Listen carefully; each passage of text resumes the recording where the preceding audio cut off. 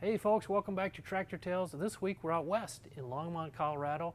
Real treat for you here. I've got Cody MacArthur with Four Rivers Equipment here. Great John Deere dealer.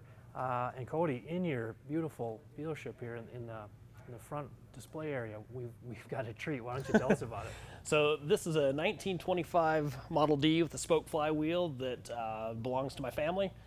The tractor was one of the first tractors that we had on the farm when we homesteaded in eastern Colorado in the late 1920s. Okay.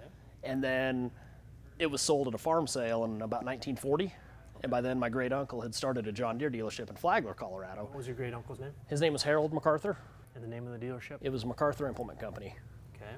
So sold in 1940. Sold in 1940 to farm sale. He knew who had it and he traded it back in about 1970. 30 years gone. 30 years gone. He traded the tractor back in, and it sat around the dealership for a while. And then in 1988, the town of Burlington, where it was at, opened up a museum called Old Town. Okay. So Prairie Museum, full of old tractors, Western history.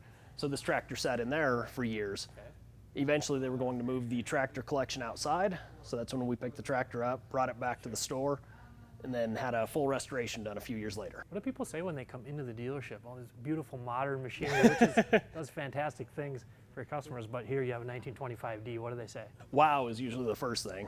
And we get there's a lot of two-cylinder fans in the area, and we get a lot of thank yous for having something like this, a piece of history in the dealership that we celebrate.